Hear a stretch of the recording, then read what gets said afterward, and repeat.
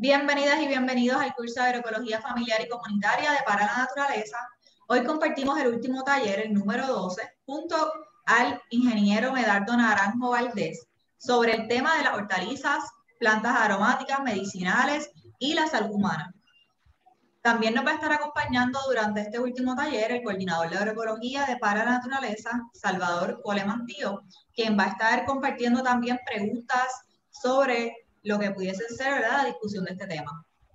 Queremos agradecerles a todas las personas que han estado aportando al Fondo Solidario de Para la Naturaleza y también a Oriental Bank, quienes han hecho posible que estos talleres gratuitos a la comunidad sean pasados a través de esta manera virtual.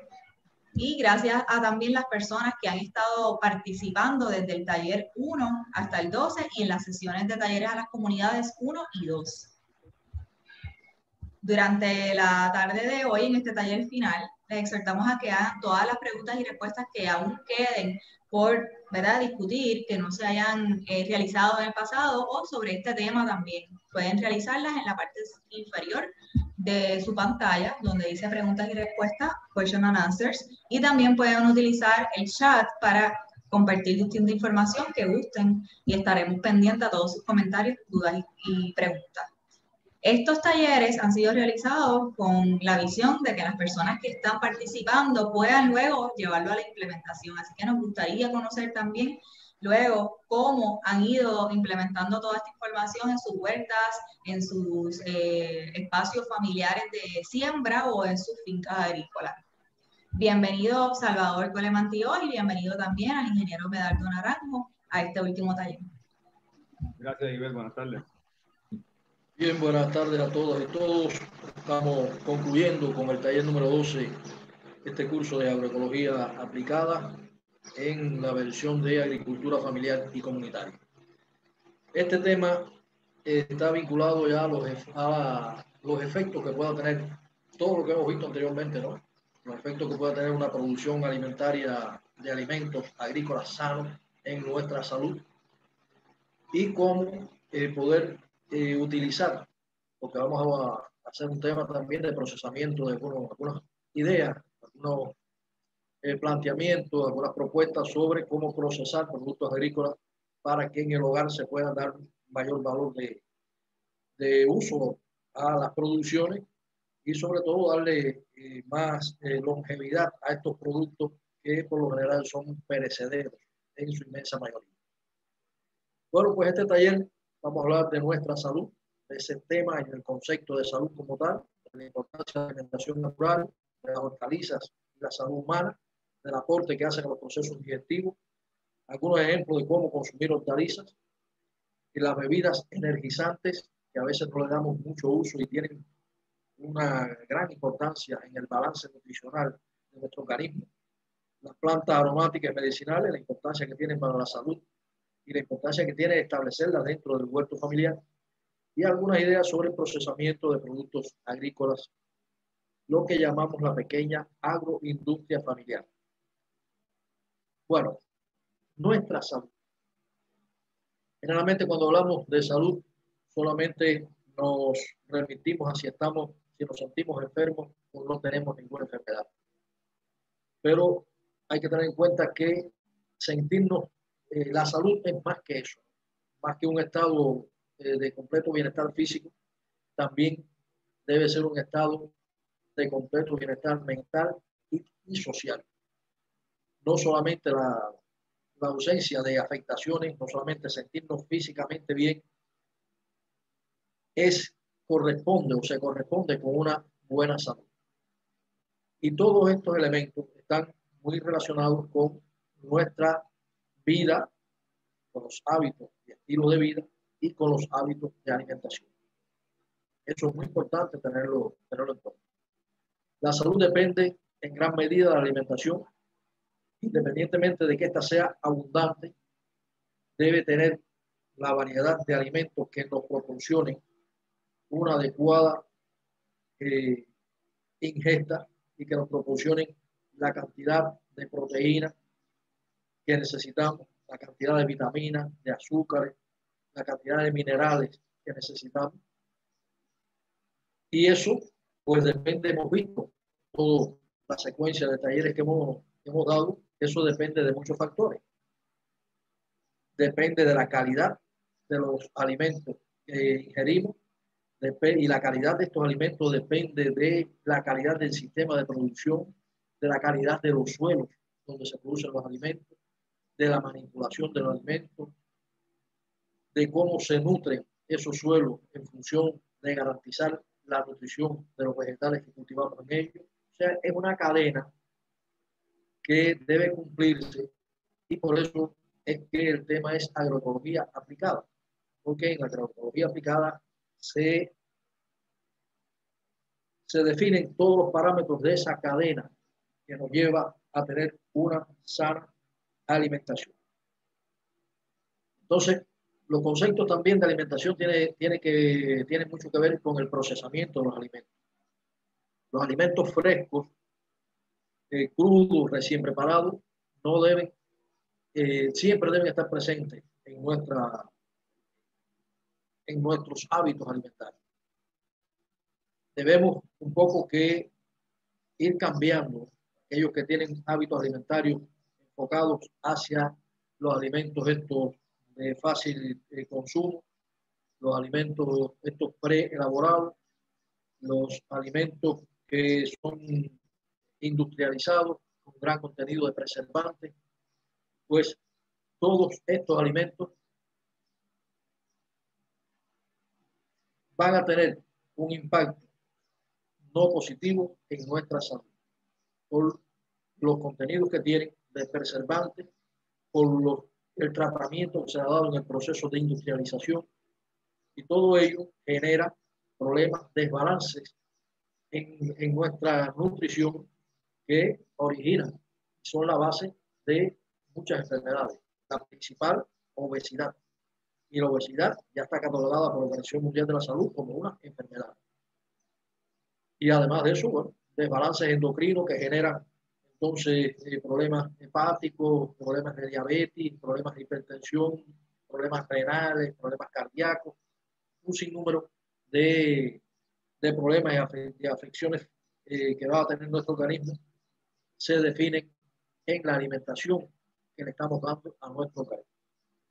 Una alimentación natural es esencial para una nutrición adecuada, y es la que proporciona a nuestro organismo las vitaminas, los minerales, las enzimas, los carbohidratos, las grasas, las proteínas, que son esenciales para una salud eficiente. Entonces, teniendo en cuenta eso, acá hemos puesto algunas en esta diapositiva de la derecha, estas combinaciones de alimentos, estas proporciones que debemos consumir, las vamos a ver también a continuación, y sobre todo tener en cuenta que una alimentación sana no solamente es consumir estas combinaciones de alimentos, sino que hay que tener en cuenta de dónde provienen estos alimentos. Ya pusimos algunos ejemplos anteriores de que un producto agrícola va a tener contenido en dependencia del manejo que se haya hecho en el sistema productivo y de los contenidos que pueda tener el suelo donde se cultive. Y eso es lo que va a determinar que el alimento tenga condiciones o buenas condiciones para nuestra nutrición, o que ese alimento pueda ser perjudicial para nuestra nutrición. Y puede ser el mismo alimento. Estoy diciendo, puede ser un brócoli que esté cultivado bajo sistemas agroquímicos o que esté cultivado bajo sistemas agroecológicos, sistemas orgánicos. Va a tener distintas composiciones y va a tener distintos contenidos y va a tener distintos efectos en nuestra nutrición. O sea, que no es solamente buscar las combinaciones en cuanto a carne, en cuanto a vegetales y carbohidratos, proteínas, etc. Es también tener en cuenta de dónde provienen esos alimentos y qué manejo se le da en el proceso de producción de esos alimentos, ya sean los cárnicos, ya sean vegetales. Gerardo, Sí, adelante. sobre la forma en que, o sea, los sistemas productivos que producen los alimentos que nos comemos y la nutrición que nos proveen, ¿qué tú plantearías a tal vez a estudios que a veces los detractores de la agricultura ecológica, orgánica o agroecológica, que sabemos que hay algunas diferencias entre esos conceptos, pero ¿qué tú dirías de esos planteamientos que se hacen de que no hay ninguna diferencia en nutrientes, en microelementos entre el alimento producido por una agricultura y por... porque a veces uno aquí en esta parte en Puerto Rico, en Estados Unidos, pues siempre salen los estudios de detractores, mira, eso es una falacia, eso es pseudociencia. ¿Qué tú le plantearías a eso, a esos planteamientos? Bueno, yo le plantearía que estudiaran un poco los sistemas naturales, por ejemplo, de la nutrición vegetal. Porque como planteamos en talleres anteriores, una planta, el contenido que puedan tener los tejidos de un vegetal, el contenido de nutrimentos que pueda tener o de nutrientes que pueda tener un vegetal está directamente relacionado, relación directa con la existencia de elementos en el suelo y con los elementos que puedan impactar en el sistema vegetativo, en el área foliar de esa planta. ¿Qué quiero decir con esto? Que un vegetal, una planta, no va a tener hierro, para poner un ejemplo, contenido de hierro en sus tejidos, si en el suelo no existe ese hierro en estado soluble que pueda absorber por las raíces ese mineral. Puse el ejemplo de hierro, pero puede ser cualquier otro mineral que en forma de trazas de pequeñísimas cantidades son esenciales para nuestro organismo y que lo podemos tener en nuestro organismo porque nosotros no lo metabolizamos, al igual que tampoco lo metabolizan las plantas, lo tienen que absorber, ¿no? Y nosotros lo consumimos. Y en nuestro alimento tienen que estar presentes esos minerales para que nuestro organismo funcione como tal. Ahora bien, lo decimos en el sentido de los minerales, que son positivos, o sea, que son positivos para nuestra nutrición. Cuando hacemos una fertilización foliar, cuando aplicamos por la vía foliar, cuando ponemos en contacto con el área foliar, con las hojas de una planta, distintos productos también pasan por los estomas, entran en el proceso de fotosíntesis, y la fotosíntesis es el proceso digestivo de la planta, y se convierten en productos que se traslocan, productos ya orgánicos que se traslocan a todas las células, a todo el tejido vegetal. Y va a insistir, se mantienen en ese tejido vegetal y nosotros lo consumimos. Entonces, como eso es un proceso natural, los que plantean que cuando aplicamos sustancias químicas para controlar plagas, atomizamos una planta con distintos componentes químicos, que son en ciclos repetitivos y que son diferentes componentes, esos elementos químicos penetran en esa planta, van a formar parte del proceso de fotosíntesis y se van a incorporar a los tejidos de la planta y van a permanecer en esos tejidos de la planta. Y cuando consumimos esa planta, pues evidentemente estamos consumiendo esos productos que en pequeñísimas cantidades, pero que acumulados en un consumo consecutivo y sistemático, acumulados, pues van a tener un efecto en nuestro organismo. Entonces, ese es el sistema natural.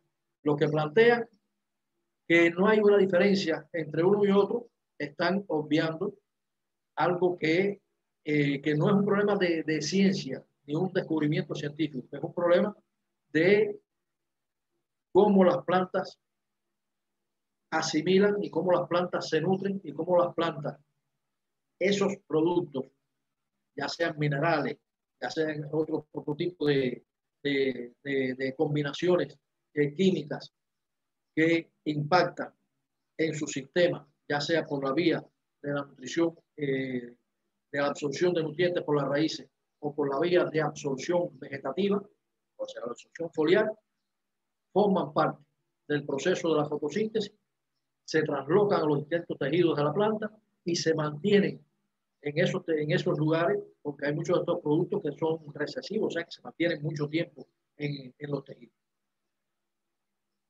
Hay muchos ejemplos, hay muchos estudios científicos, pero no hay que hacer tantos estudios, solamente hay que hacer un análisis organoléctrico de un mismo vegetal cultivado bajo un sistema agroquímico y cultivado bajo un sistema orgánico y evaluar qué contenido puede tener de metales pesados que está recibiendo el impacto de esos metales, de esos agroquímicos, qué contenido puede tener de nitritos que son tan nocivos para nuestro organismo, porque ya decimos que los nitritos, que es parte de los excesos de nitrógeno, con las aminas que tenemos en nuestro organismo, se convierten en nitrosaminas y eso es un producto altamente cancerígeno.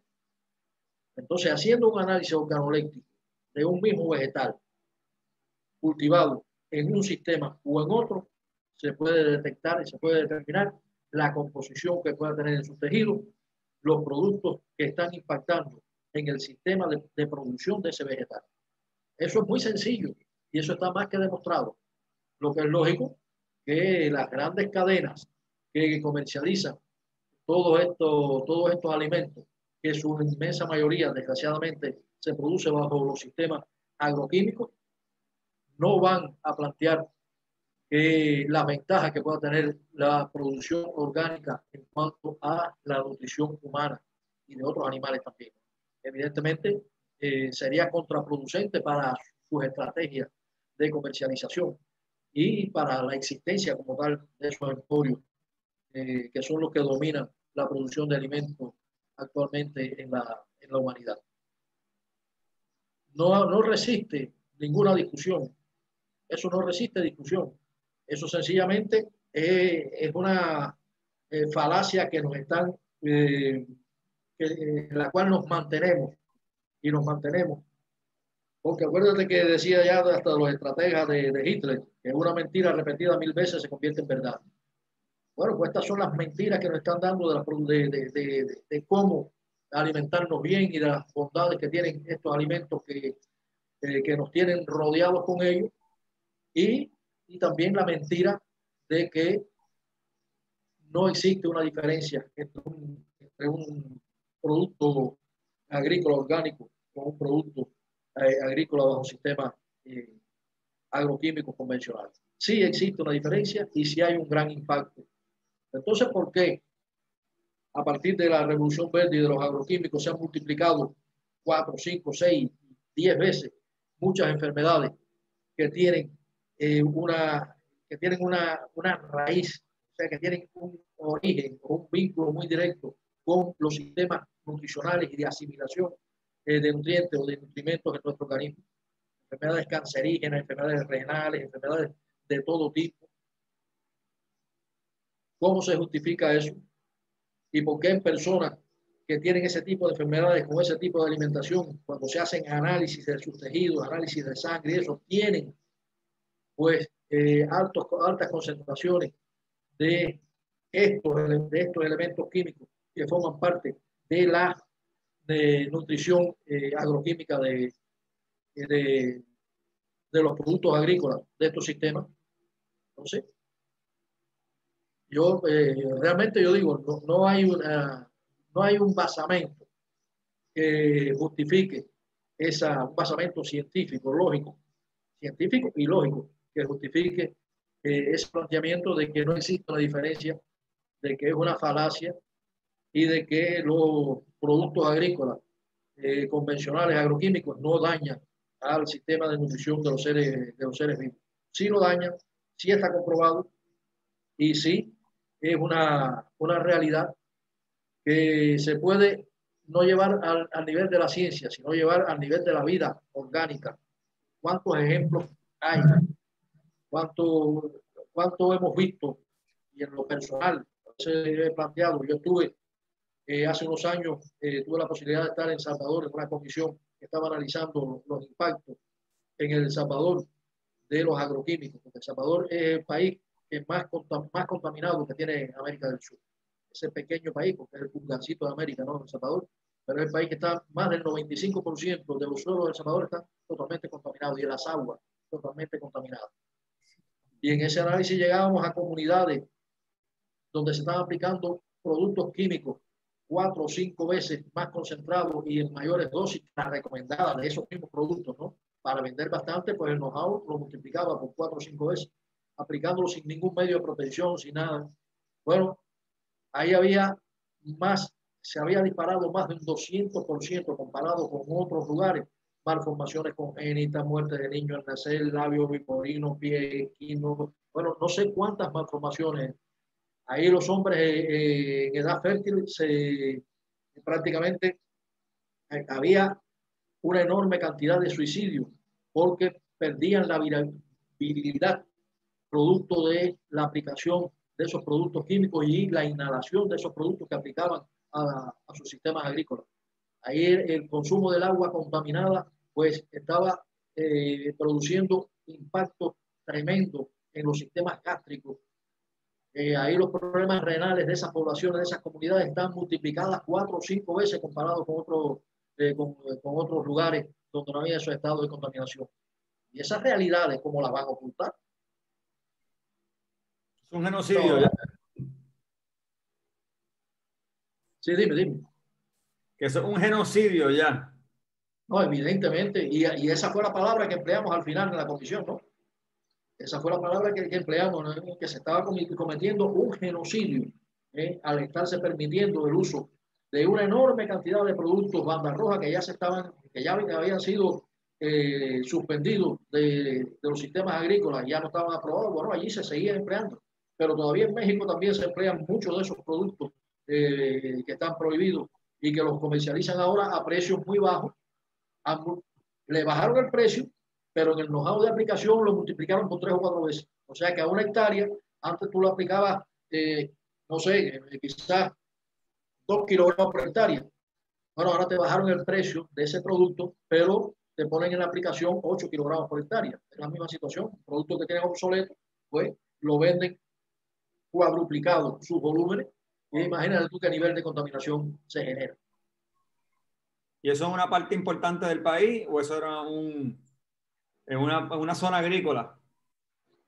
No, si nos referimos no, en el caso de El Salvador es una parte muy importante del país. Ese ejemplo que hicimos en El Salvador. En El Salvador tuve hace como 8 años.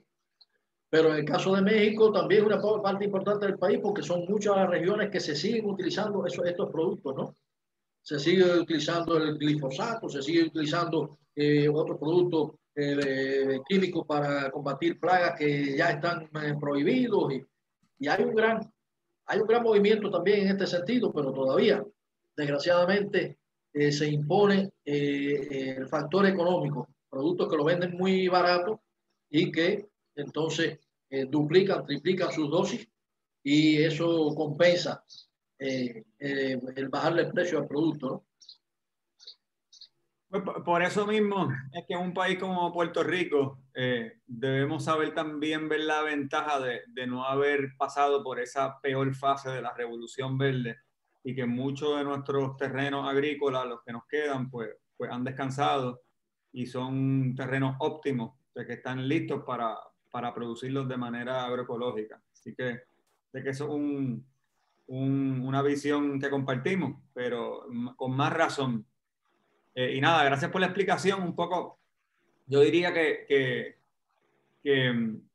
todo lo que estás diciendo, todo lo que has dicho es sumamente cierto, pero yo haría la aclaración de que la nutrición del alimento va a depender, en efecto, del sistema productivo donde se produzca y la remineralización de los suelos que haya, la activación biológica del suelo, porque también puede haber una agricultura orgánica certificada que nos importen, que realmente lo que hayan hecho es una sustitución de insumos y no necesariamente esté producida en mejores suelos que tal vez alguna otra agricultura que tal vez hacen uso de algunos insumos químicos, no usan plaguicidas, pero tal vez usan algunos abonos nitrogenados y podría darse la circunstancia en donde tal vez una agricultura orgánica no necesariamente es mejor a una agricultura con el uso de algunos insumos químicos que tal vez esté manejada de manera responsable. O sea que yo sé que esto tiene sus gradaciones, pero sí, uno ve la intención de la agroindustria de poner estos estudios allá afuera y tratar de hacer pasar el gato por liebre. Bueno, pues todo lo que hemos planteado está también en función de esto, agroecología y salud humana. La salud de las personas y de las comunidades no puede desvincularse de los ecosistemas. Los suelos saludables producen cultivos saludables que favorecen la salud de los animales y las personas, lo que acabamos de plantear. La salud de los sistemas vivos radica en la plenitud e integridad. Ser lo más integrales posible. No se trata únicamente de ausencia de enfermedad, sino de mantenimiento del bienestar físico, mental, social y económico. Las principales características de la salud es la inmunidad, la capacidad de recuperación y la regeneración.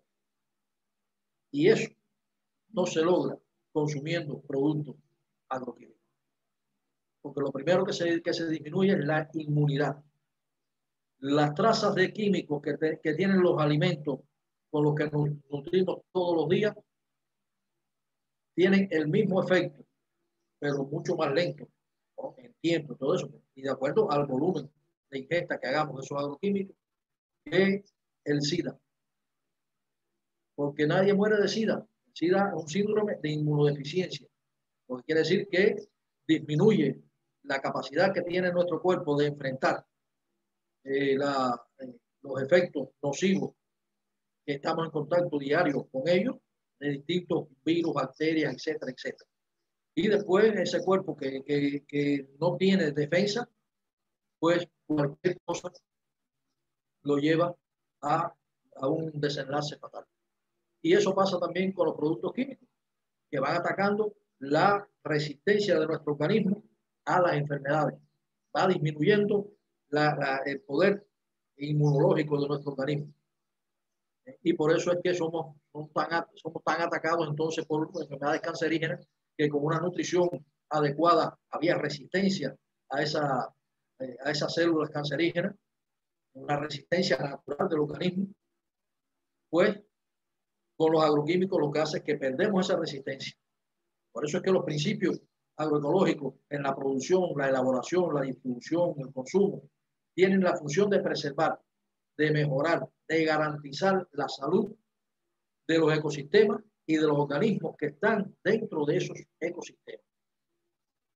Y desde el punto más diminuto, desde los seres microscópicos hasta los seres humanos que están interactuando con un ecosistema, son impactados por ese ecosistema. La relación de la producción agrícola, los objetivos, o sea, en relación con la producción agrícola, los objetivos agroecológicos es producir alimentos nutritivos y de gran calidad que contribuyan a los cuidados preventivos de la salud, que contribuyan al bienestar, que eviten fertilizantes, plaguicidas, que eviten el uso de agroquímicos tanto en la producción agrícola como en la producción pecuaria, porque los sistemas agroecológicos son agropecuarios, que eviten aditivos en los alimentos, que puedan producir efectos adversos a la salud humana y a la salud de los agroecosistemas. ¿Por qué siempre nos referimos, digamos, a estos alimentos que vienen ya envasados, que vienen con preservantes? Esos preservantes son sustancias que evitan la proliferación de microorganismos que pueden ser patógenos en la conservación de alimentos. Pero es que nuestro organismo, nosotros somos un complejo biótico. El ser humano no tenemos una sola vida, somos un complejo biótico. Somos habitados por millones de microorganismos en nuestro tracto digestivo, en el sistema de translocación de los alimentos en nuestro organismo, en el proceso de reconversión de los nutrientes en nutrimentos. Son millones de microorganismos que forman parte de la flora y de la fauna gástrica e intestinal. Los consumos de estos productos, como tienen estos aditivos que van hacia la eliminación de muchos de estos microorganismos que pueden participar en la descomposición de esos productos que ellos están preservando, cuando nosotros ingerimos esto, tiene un efecto también nocivo para la biótica interna de nuestro organismo. Tiene un efecto nocivo para esa enorme biomasa microbiana que tiene nuestro organismo y que tiene funciones muy específicas y vitales como tal. Ese es uno de los efectos principales y directos que tiene el consumo de todos estos productos industrializados con enormes cantidades de preservantes. Entonces, la agroecología evidentemente tiene un efecto directo sobre la salud humana, pero también tiene un efecto directo sobre la salud física y mental, porque vimos que un estado positivo de salud no solamente es sentirse bien físicamente, sino que hay que no tener enfermedades, sino también es muy importante cómo desarrollamos nuestro sistema de vida. Por eso es que la interacción con los sistemas naturales, manejo agroecológico de esos sistemas, propicia espacios muy positivos donde el ser humano se vincula de forma física, de forma emocional con la naturaleza, y eso es un aporte directo muy positivo también para la salud física, la salud mental, para la satisfacción del ser humano, y todo en su conjunto se define como un estado de felicidad. Una persona feliz no es una persona enferma, pero no es una persona que tiene dolencias físicas, pero tampoco puede ser una persona que tenga traumatismos mentales. Pues es una persona que en el ámbito familiar, en el ámbito social, también tiene que tener una compensación, tiene que sentirse bien. Porque si estamos físicamente bien, si estamos bien alimentados, pero estamos dentro de una presión social que nos tiene constantemente en un estado de tensión, pues evidentemente eso también afecta la salud. O sea que ese conjunto ideal de salud, o a ese conjunto de acciones que determina una salud ideal, la agroecología impacta de forma muy positiva. Estas personas, por eso puse estas diapositivas, ¿no? Estas personas que están vinculados a estos sistemas agrícolas, que están compartiendo conocimientos, como ustedes ven ahí, no solamente están, o sea, estos dos grupos son grupos de personas que están participando en estos sistemas, pero están intercambiando conocimientos, que están con las manos en la tierra, que están ahí, en ese entorno de una naturaleza inducida, pero en un entorno natural, porque son plantas cultivadas, pero están dentro de ese entorno. Esas personas quizás en otro momento puedan sentirse en un estado físico con alguna situación, pero en el momento en que están ahí interactuando en ese sistema, evidentemente tienen un grado de felicidad mucho mayor que si estuvieran dentro de la jungla de asfalto. Entonces, esas son las realidades, y por eso es que decimos que la agroecología, que la agricultura familiar, esta agricultura comunitaria, que un huerto familiar, no solamente genera alimentos y nutrientes, también genera un espacio donde se puede lograr esa felicidad de la comunidad, esa felicidad de la familia, y eso es un enorme beneficio, porque el ser no solamente hay que alimentarle el estómago, también hay que alimentarle el espíritu como tal. La importancia de la alimentación natural. Y ya cuando hablamos de alimentación natural, queremos decir alimentos que se produzcan dentro del sistema natural de producción. Alimentos que el impacto que tenga que ver su producción es a partir de bases naturales, no de agroquímicos, no de sustancias que van a inducir un desarrollo anormal en el alimento y que de hecho van a impactar en nuestra nutrición. Bueno, estos alimentos son fuentes de energía de nuestro organismo, por lo tanto la calidad es fundamental para que se funcione vital, para la función vital de nuestro organismo como tal. Existen alimentos y combinaciones que pueden ser dañinos a la salud, en dependencia de cómo de dónde se producen y cuáles son sus temas de producción. Y pueden otros alimentos, prevenir y curar enfermedades en dependencia de dónde se produce y cuál es el sistema de producción. La alimentación natural, además de retrasar deterioro orgánico propio de envejecimiento y aumentar la calidad de la vida de las personas, también previene aparición de enfermedades cerebrovasculares, hipertensión arterial, infarto, diabetes, osteoporosis, arteriosclerosis, catarata, reumatismo, etcétera, etcétera, etcétera. Por tanto, la alimentación sirve para curar, pues el alimento es una medicina, sobre todo preventiva. Un organismo bien alimentado, un organismo con una nutrición que le garantice nutrimentos de calidad, tiene las condiciones naturales para enfrentar prácticamente todas las enfermedades.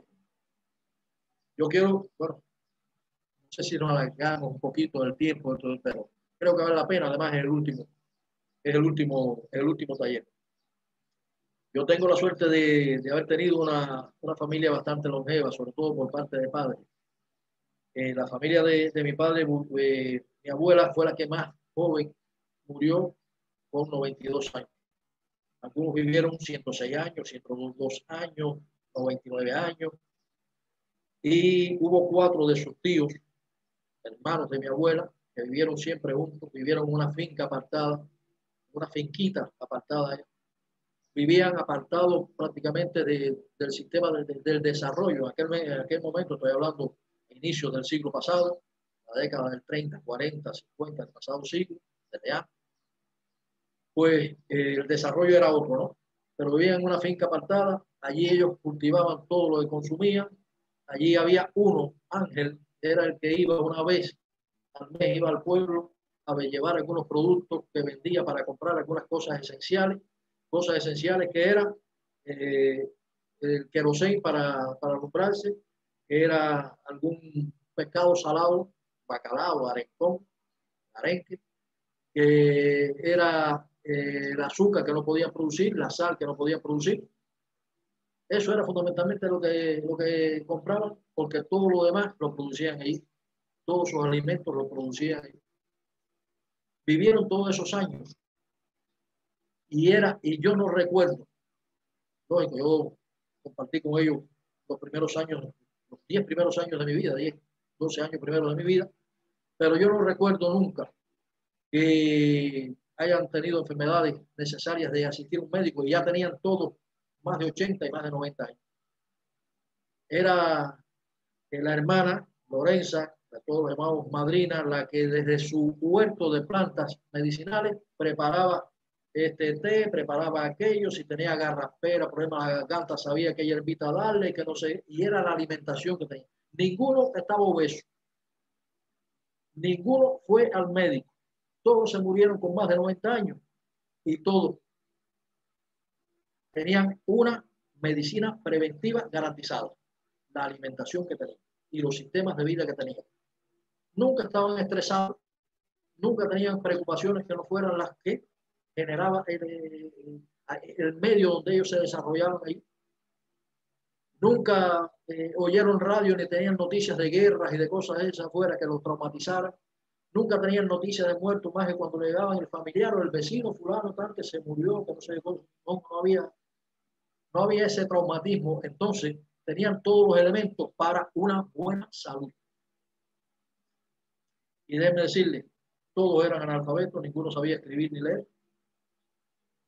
Y todos eran personas con una elevadísima educación. De ellos aprendí mucho aprendí de ellos.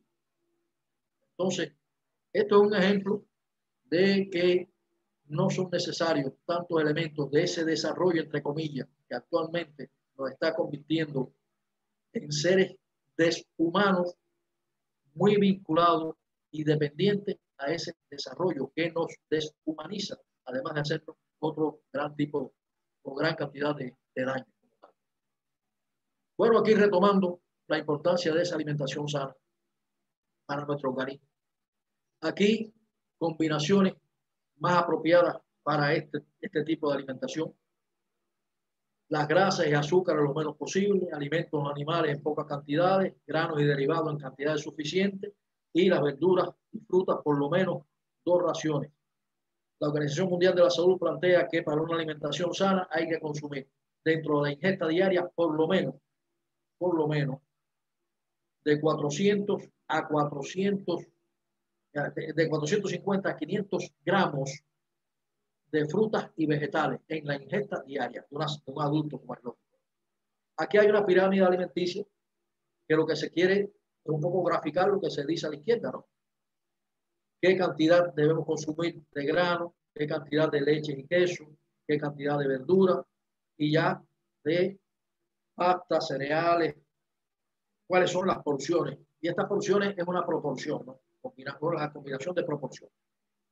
Es evidente que las vitaminas que contienen los principales vegetales se deben combinar con la dieta diaria, por eso no deben faltar los vegetales en esa dieta diaria. Ahora, recordemos que los vegetales nos aportan nutrimentos en función del sistema de producción que tenían, porque los vegetales también pueden ser nocivos para nuestra salud. Las hortalizas y la salud humana. ¿Por qué nos vamos a referir a hortalizas? Primero, ciclos cortos, volúmenes de producción grandes, porque se pueden hacer más rotaciones de cultivos en periodos de tiempo más pequeños, y porque son muy fáciles y adaptables a pequeños espacios, al huerto familiar, a ese pequeño espacio donde podemos sembrar nuestras lechugas, nuestras acelgas, podemos sembrar espinacas, podemos sembrar las variedades de hortalizas que pretendamos según el espacio. Son importantes fuentes de fibra, de vitaminas, de minerales, potasio, calcio, sodio, magnesio, y aporta ese complejo vitamínico que es esencial para nuestro organismo. Es la principal, es la principal ingesta de fibra que podamos tener. La hortaliza, la verdura, la fruta, los cereales integrales. Y las fibras vegetales se componen fundamentalmente por celulosa, por pectina, por lignina. No son digeribles, pero desempeñan un papel muy importante en el proceso alimentario. Esa alimentación con un componente de fibra es esencial en nuestro sistema excretor. Entonces, es fundamental el consumo y la ingesta de hortalizas que nos aporten fibra, o sea, de alimentos que nos aporten fibra bien como tal, independientemente de que no sean digeribles. Tienen un efecto físico muy importante en nuestro organismo. ¿Qué aporte nos hacen las hortalizas al sistema, al proceso digestivo? Promueven la proliferación de bacterias de fermentación en la flora intestinal, elemental para los procesos digestivos. Previenen el estreñimiento, ya que aumentan el volumen de evacuaciones, ablandan las heces y estimulan el movimiento intestinal. La fibra entra en función ahí. Favorecen la llegada de una adecuada cantidad de bilis para poder digerir correctamente los alimentos, o sea, estimulan el sistema endocrino. Ayudan a disminuir los excesos de colesterol en sangre, previendo enfermedades cardiovasculares. Esencial para la vida un balance de colesterol en nuestro organismo adecuado. Porque hay que decir también que no podemos vivir sin colesterol. El colesterol lo necesita nuestro organismo, pero un balance adecuado y un tipo adecuado de colesterol, ¿no? Previene el aumento repentino del nivel de glucosa en sangre, disminuye la absorción de glucosa al torrente sanguíneo, lo que resulta beneficioso especialmente para los diabéticos. O sea que el consumo de hortalizas previene la diabetes. Colabora en la absorción y síntesis generalmente de casi todas las vitaminas del complejo B, vitamina A, D, E y todas las otras que se puedan inventar, pues las hortalizas tienen un efecto sobre la absorción y la síntesis. Estimula el movimiento intestinal, evita la detención de ácidos biliares y de residuos químicos que pueden atacar la mucosa intestinal, previenen las úlceras gástricas como tal, y del colon, previene cáncer también desde el esófago hasta el colon, previene cáncer, el consumo de vitaminas, de hortalizas. Se recomienda, ya decimos, de 25 a 30 gramos de fibra vegetales per cápita diario. Y esta nos aporta ese balance que hablamos anteriormente del consumo de vitaminas. Los caldos de verduras debían tomarse 30 minutos antes de comer. o un rato antes, ¿no? Lo mismo los jugos de fruta y de hortalizas, porque preparan, estimulan el sistema endocrino y por tanto estimulan el jugo biliar. Quiere decir que la alimentación, una alimentación sana, también debe tener en cuenta los tiempos en que se desarrolla esa alimentación. Es muy bueno tomarse un caldo de vegetales un poco antes de la ingesta fundamental, de tomar los jugos un poco antes, y a veces lo hacemos hasta quizás después. Y así, hacerlo antes, pues va a facilitar una mejor digestión y por tanto una mejor absorción de nutrimentos. Aquí le quiero mostrar un grupo de hortalizas en el aporte de vitaminas. Vitamina A, B1, B2, la vitamina C, la vitamina E. Fíjense ustedes cómo se combinan y cuáles son las hortalizas que más vitamina A aportan, las hortalizas que aportan más vitamina B y algunas hortalizas que aportan más de una vitamina. Me refiero, por ejemplo, fíjense que la espinaca la vemos aportando vitamina A, aportando B1, la vemos aportando la vitamina E. Otro, el cebollino, por ejemplo, aporta vitamina A, vitamina B1, vitamina, aquí lo vemos, la vitamina C. El pimiento aporta otro complejo de vitaminas. El apio lo vemos aportando muchas vitaminas. Pues esto es importante a la hora de hacer nuestra estrategia de variedades para el huerto, porque debe estar el huerto en función de los valores nutricionales que nos va a aportar la ingesta del producto de nuestro huerto, ¿no? Pues estas son un ejemplo de el aporte que nos hacen de vitaminas estas hortalizas. ¿Cómo consumirlas? Bueno, aquí les pongo un ejemplo, ¿no? El crudobionismo, una gastronomía basada en la preparación y consumo de alimentos crudos como la mejor forma de aprovechar sus nutrientes. Recomienda el consumo de vegetales, frutas, algas, hongos, hierbas y semillas o granos, remojados o germinados, todo producido bajo sistemas orgánicos. Y su consumo puede ser de forma directa o preparado en licuados para darle mejor textura, mejor sabor, para hacer combinaciones de sabores entre ellos, de forma que se consigue crear una inmensa variedad de platos exquisitos. Crudo bionismo. O sea, los vegetales, estos tipos de vegetales, hortalizas y otros vegetales también, porque son, bueno, muchos granos, el propio maíz. Si podemos consumirlos crudos, vamos a garantizar un mejor aporte de nutrimentos en nuestro sistema alimentario. Eso es evidente.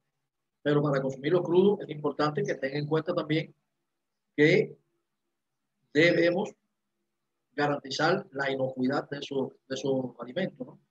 De garantizar que no vayamos a infectarnos de patógenos por no preservar bien de estos patógenos en los alimentos que vamos a tener en nuestra ingesta.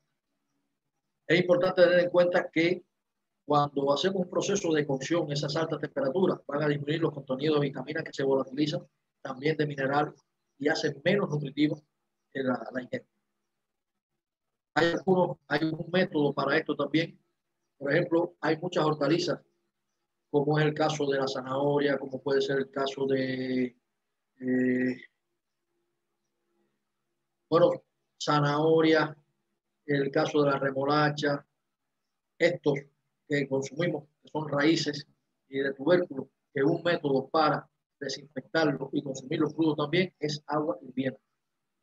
Cuando tenemos el agua hirviendo, los ponemos ahí durante 30 segundos dentro del agua hirviendo, lo sacamos, lo dejamos enfriar y lo consumimos como producto crudo. No lo vemos porque la pérdida por altas temperaturas solamente lo van a tener las células epidérmicas.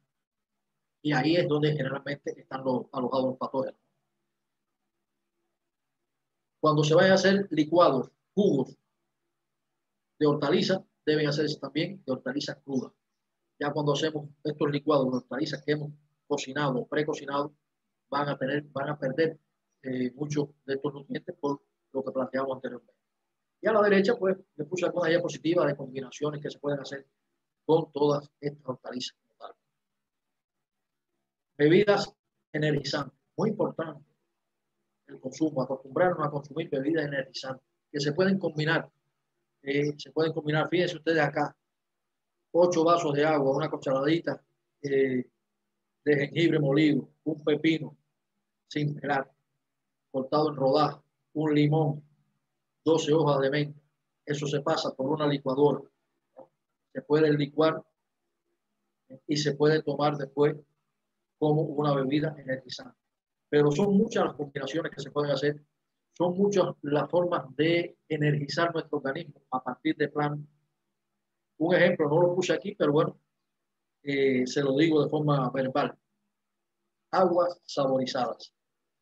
¿Cómo podemos darle un tenue sabor a las aguas que ingerimos y mejorar con ese sabor también el efecto que hacen esas aguas?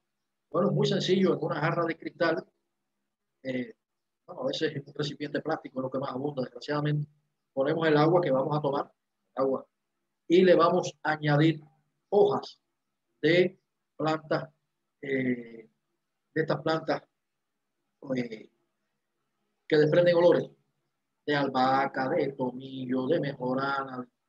Podemos combinar 2 o 3, o podemos ponerle hojas de albahaca nada más, hojas de menta, hojas de hierbabuena al agua. Y lo dejamos 24 horas. Después de 24 horas a temperatura ambiente la podemos ya poner a enfriar en temperatura fría o podemos tomarla a temperatura ambiente. Y vamos a sentir un tenue sabor a la planta que le pusimos. Esas son las moléculas que se desprenden y que pasan al agua. Algunas se solubilizan, ácidos orgánicos son solubles, otras se quedan en forma de emulsión, pero están presentes. Y vamos a tener un agua que nos va a ayudar mucho en los procesos digestivos, un agua que nos va a refrescar mucho más, un agua que va a ser mucho más saludable. Si esa agua anteriormente le dimos tratamiento magnético, pues acuérdense, que lo vimos en talleres pasados, que va a tener mucho mejor efecto para nuestra salud como tal. Bueno, algunas acciones preventivas y curativas de las hortalizas. No voy a leer todo esto, todos sabemos leer y ustedes el documento lo van a recibir este material, porque terminando acá lo estoy pasando por correo para que se lo hagan llegar. Pero ven acá cómo se pueden prevenir muchas enfermedades que son típicas, ¿no? que padecemos mucho, que las padecemos mucho tiempo, son enfermedades recurrentes a veces, con el uso, el empleo de diferentes hortalizas. La gastritis, tan común en estos tiempos, también porque los niveles de estrés que tenemos también nos generan muchos problemas gástricos. El jugo de zanahoria, de remolacha y pepino mezclado, el aguacate y apio en ensalada, los jugos de espinacas y de tomate. Todo eso previene la gastritis. Las úlceras, las crucíferas, previenen. Pero decirle también que la ensalada cruda, comer la col, comer el brócoli, la coliflor, comerlo crudo.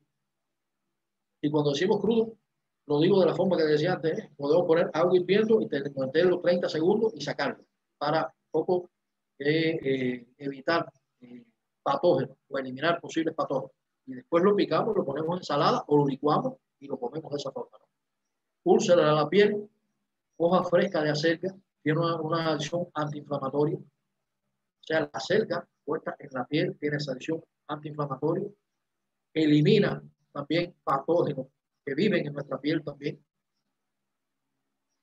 La anemia, los jugos de remolacha, jugos de col y espinaca, en su combinación, hipertensión arterial, estreñimiento, hemorroides, reumatismo, alergia, asma, gripe, obesidad.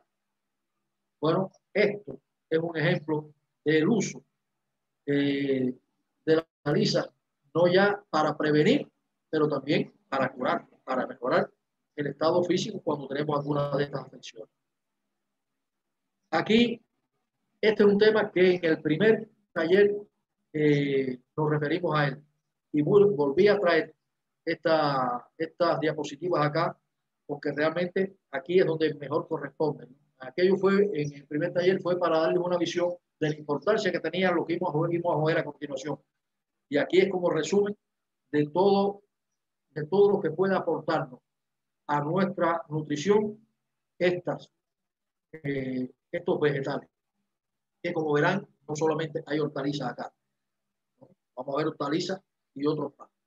No voy tampoco a decirle a leer todo esto, porque son como 5 diapositivas, es un grupo grande, pero lo que nos puede aportar el aguacate, las crucíferas, ya vimos aquí crucíferas, que es col, brócoli, repollo, col de Bruselas, la zanahoria, los pimientos, el ajo, los cítricos, muy importante, las uvas rojas, las lechugas rojas, porque hay col roja y lechugas rojas que tienen, además de los aportes anteriores, también tienen estos componentes: higo, la linaza, la raíz de regalí, los hongos comestibles, las algas marinas, los frutos secos. Algas marinas, sí se consumen, como no se pueden consumir las algas marinas. ¿De qué forma? Bueno, seleccionando las algas, lavándolas bien, se pueden secar, se pueden molinar y se pueden añadir como condimento seco a a los caldos que hacemos, a las sopas, a los potajes, a las carnes, a adobar las carnes también con estas algas. Los frutos secos, la papaya, el romero, almendras, semillas de chía, las semillas de calabaza, el tomate, la cúrcuma, muy buena. La patata dulce, que es el boniato, la yuca, la soya, la fresa, arándano, frambuesa, el té verde, los frijoles. Cuando hablo de frijoles, en sus distintas variedades. Y para cerrar con todo esto, hablamos de las uvas rojas, ya estamos hablando del vino tinto. Pues el vino tinto también tiene muchos fenoles que actúan como oxidante y es muy positivo, pues en nuestras ingestas, pues consumir volúmenes normales de vino tinto como tal. Bueno, esto es una relación de muchos vegetales y la acción que puede tener sobre nuestro organismo. Plantas aromáticas y su consumo. ¿Cómo podemos consumir las plantas aromáticas? Como condimento para diferentes comidas. Y aquí en la diapositiva miren cuántas combinaciones tenemos de distintas semillas, de distintas plantas aromáticas, muchas de ellas ya secas, convertidas en harina para condimentos secos, como bebida estimulante combinada con cítricos, con cucurbitáceas, con miel, para ponerle estas plantas aromáticas, ya sean secas en forma ya de polvito, ponerle también a los jugos verdes que hablamos anteriormente, como saborizante para agua, ponerle también estos polvitos a esas aguas y de tomar esas aguas con esos sabores. Eso es colocar en agua de beber en un recipiente de cristal y añadir ramas. Ya habíamos hablado anteriormente de una o varias especies de esta hierba, dejar el reposo 24 horas, pero también además de las ramas se pueden añadir estos polvitos y que se queden en suspensión en el agua, pero le van a dar sabor y vamos a ingerirlo con esa vía. Muchas de estas plantas, con sus características alelopáticas, ya hablamos de lo que era alelopatía en talleres anteriores, tienen una interacción muy positiva en los huertos familiares porque nos ayudan a repeler, a prevenir patógenos de forma natural porque repelen muchas plagas y también podemos usarlas, ya vimos ejemplos de esto en el taller en el taller de manejo ecológico de plagas, cómo podemos usar estas plantas para producir biofermentados y bioplaguicidas que nos ayudan a mantener nuestros cultivos con impactos,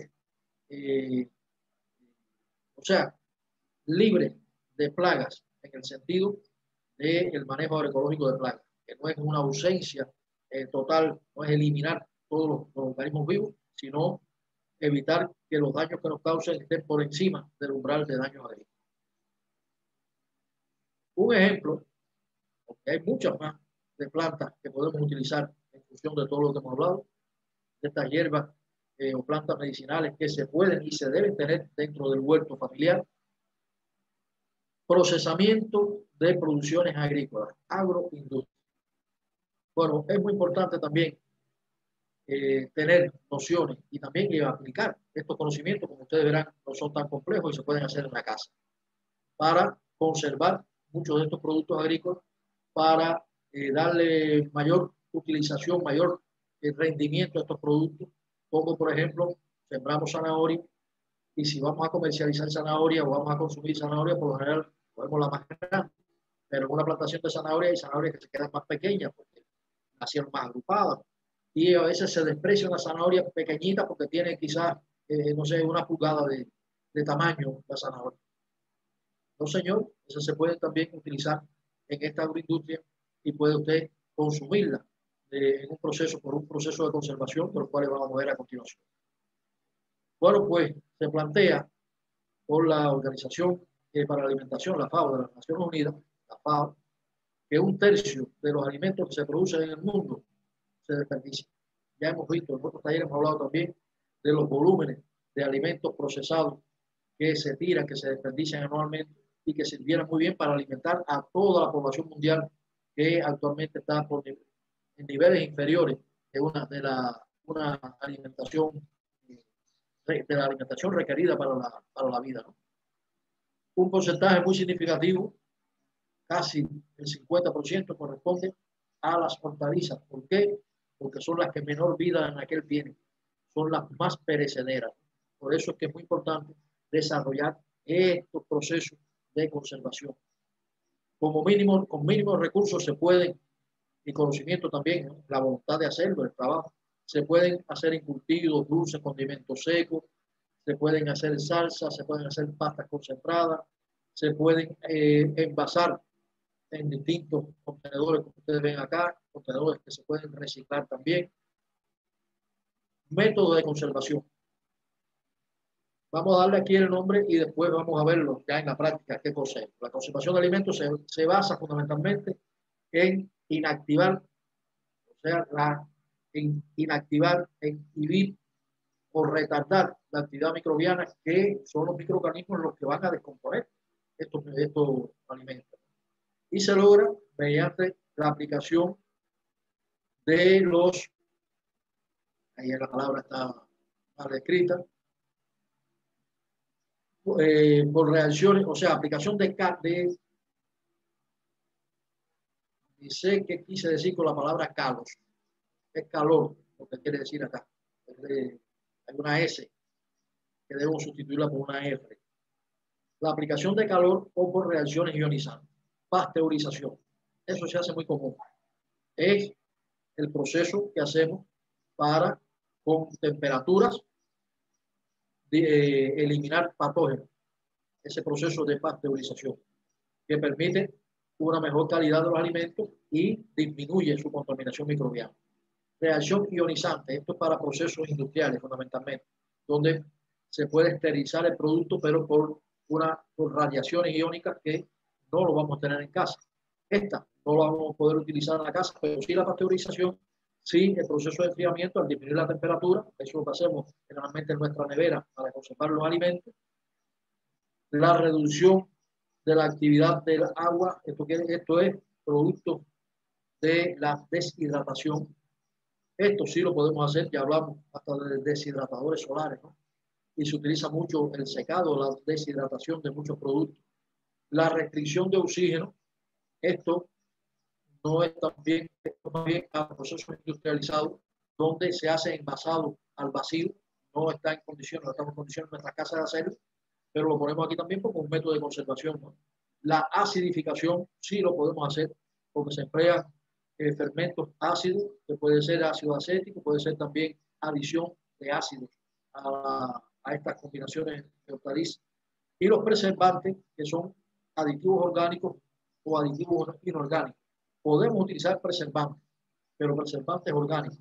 El ácido cítrico, por ejemplo, es un preservante orgánico que en combinaciones adecuadas nos mantiene en condiciones de consumo estos productos agrícolas y que no es dañino, porque después podemos hacer un proceso para disminuir esa concentración de ácido como tal. Ahora, ¿cómo hacer las conservas? ¿Cómo preparar conservas, por ejemplo, en almíbar? Preparar el almíbar, que es la combinación de azúcar en agua. Ese almíbar se puede hacer con distintas concentraciones, más azucarado, menos azucarado el almíbar. pelar las frutas, eliminar las partes no comestibles, trocear y envasar, adicionar al almíbar, un precalentamiento para evacuar aire, tapar, sumergir en agua hirviendo por un tiempo determinado, baño María, preenfriar, enfriar, etiquetear y almacenar. Esos son los pasos que se deben dar para hacer la conserva en almíbar. Conservas encurtidas, de igual forma, la selección de la materia prima siempre hay que tener en cuenta porque hay que quitar, eliminar las partes de esa materia prima que pueden contaminarnos o que ya tienen un estado, están en un estado que no permite su conservación. El despuntado quiere decir eliminar las puntas, eliminar las partes que no vamos a conservar como tal. La fermentación, el proceso de fermentación, ya sabíamos anteriormente, lo vimos en talleres anteriores, cuál es ese proceso, ¿no? Colocar en la fruta o colocar en la hortaliza, colocar el elemento que vamos a conservar en un medio que podemos hacer una fermentación ácida, podemos hacer una fermentación en medio acético también, o sea, alcohólica. Generalmente aquí se utilizan fermentaciones ácidas, agua hirviendo. A esa agua hirviendo se le añade la materia prima que vamos a fermentar en proporciones, o sea, debe cubrir toda la materia prima, todo lo que vamos a poner debe cubrirlo, el agua como tal, esa agua hirviendo. La cantidad de tiempo que lo vamos a tener hirviendo depende del volumen que tenga la materia prima. Generalmente se trocea más fino para darle menos tiempo, pero nunca debe rebasar los 5 o 6 minutos de hervidura. Cuando tiene esa cantidad de tiempo, se le añade entonces ácido acético, vinagre, en una proporción que puede estar alrededor de un 5% del volumen. Se tapa y se deja enfriar. Ese proceso, ya cuando se enfría, se puede reenvasar o podemos dejar un proceso aeróbico, o sea, directamente conectado al sistema natural, para que haga una fermentación. Eso lo dejamos 2 o 3 días destapado. Vamos a ver si se queda una natica blanca en la superficie. Eso no es patógeno. Eso podemos recogerlo para otras fermentaciones. Y ese proceso de fermentación en ese medio ácido hace una conservación mucho más eficiente como tal. Pero además le da un sabor característico después a ese producto. Conservas deshidratadas, ya sabemos que es disminuir la cantidad de agua que tienen los tejidos de esa materia prima, y una vez que están secas podemos pues guardarlas de esa forma, o podemos también molinarlas y hacer pues todos estos condimentos secos que son muy eficientes también a la hora de hacer combinaciones culinarias con ellos. Todo el proceso para hacer la conservación, todo el proceso que hay que hacer para vegetales que vamos a deshidratar, la selección, el lavado, la desinfección, deben pelarse, quiere decir quitarle la cáscara si es que las tienen. El proceso de deshidratación, envasar, pesar, etiquetear, almacenar, consumir, comercializar, todo lo demás según el destino que tengamos. Y es muy importante en todos estos procesos manejar bien el problema de la temperatura. Por eso hablamos de deshidratadores solares, porque las temperaturas que obtenemos en un proceso de deshidratación solar no son temperaturas muy altas, y entonces la pérdida de valores nutritivos que pueda tener estos productos por la volatilización de aceites esenciales, de vitaminas, etcétera, etcétera, es menor que si se hace un proceso brusco de deshidratación. Por eso es que se recomiendan los deshidratadores solares. Bueno, hasta aquí hemos visto todos los impactos que pueda tener en nuestra vida, en nuestra nutrición, la hortaliza y otros vegetales. Este es el tema fundamental ya de este último taller. Evidentemente, hemos llegado a la conclusión de este curso de agroecología aplicada enfocado hacia agricultura familiar y comunitaria. Y el objetivo fundamental que ha tenido este curso, pues aquí se lo dejo. Hemos finalizado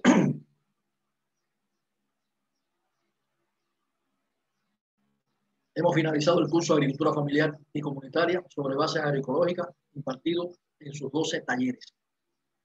Sirvan estos conocimientos en su aplicación práctica para mejorar los sistemas productivos y alimentarios de todas aquellas familias que asuman el reto de ponerlos en práctica. Sirvan también para motivar a todos los miembros de la familia a establecer vínculos más positivos con el medio ambiente, tomando conciencia de que somos parte del sistema natural de nuestro planeta y debemos actuar en consecuencia con la responsabilidad de ser los seres vivos inteligentes que con nuestras acciones debemos dejar una huella ecológica positiva a las futuras generaciones de terrícolas. Sirva sobre todo para vivir con la tierra, no de la tierra. Quería dejar esto como resumen y quería decirles que esto que hemos planteado como tecnología, como ustedes ven, muy asequible, como tecnologías muy prácticas, que pueden hacerlo en sus casas, que pueden hacerlo en sus patios. No es solo para producir alimentos, es para producir felicidad. Por tanto, asúmanlo así en su contexto integral. Asuman que este proceso les va a servir para conocer más de la naturaleza, para interactuar más con la naturaleza, para vincularse más en la propia familia, con la propia comunidad, para producir en conjunto, para intercambiar experiencias, conocimientos y sobre todo para darnos cuenta de esto que pongo acá, que yo siempre señalo. No podemos vernos por encima del sistema natural. No podemos vernos por encima de... No podemos ver a la naturaleza como algo que tenemos que dominar, que tenemos que someter, que tenemos que poner a nuestra disposición, independientemente del daño que hagamos. Tenemos que vernos como parte de ese sistema natural, tenemos que vernos como parte de esa naturaleza y tenemos que actuar de forma muy responsable. Porque miren, si la revolución verde, en vez de haberse desarrollado a partir de la década del 50 del pasado siglo, si hubiera desarrollado 100 años antes, nosotros no estuviéramos aquí ahora.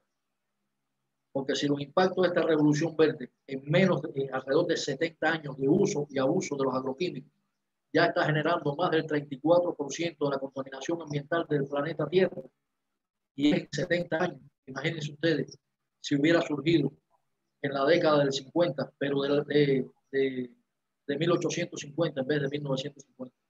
¿Qué sería de nuestra vida ahora? Bueno, así mismo tenemos que pensar en el futuro de las nuevas generaciones de terrícolas. ¿Qué será de la vida de los nietos, de nuestros nietos, si no garantizamos con nuestras acciones actualmente preservar este único y maltrecho medio de vida que tenemos, este único y maltrecho gran ecosistema que es nuestro planeta, y maltrecho por nuestras acciones? Entonces, desde pequeñas acciones en nuestro patio, desde pequeñas acciones en nuestra familia, desde pequeñas acciones en nuestra comunidad, se van sumando acciones grandes para preservar la única nave espacial que tenemos hasta ahora. Y hay que preservarla porque las futuras generaciones de terrícolas están muy comprometidas por nuestras acciones actuales. No sé si queda alguna pregunta, podemos después responder. Reiterarle a todos los que han participado en todos estos talleres que aun cuando ya se han contestado preguntas de los primeros talleres y van a seguir recibiendo la respuesta de las preguntas que ustedes están haciendo, pueden en cualquier momento, pues, todas las dudas y preguntas que tengan, y aun cuando hemos terminado ya este sistema, o sea, este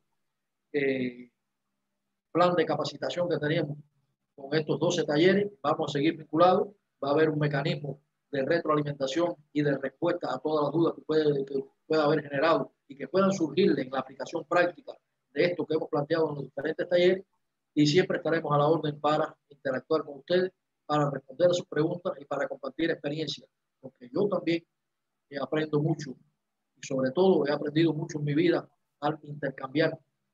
No crean que no es muy importante la pregunta que ustedes hacen, las dudas que ustedes tienen y las experiencias que ustedes puedan aportar para el conocimiento de este humilde servidor. Muchas gracias.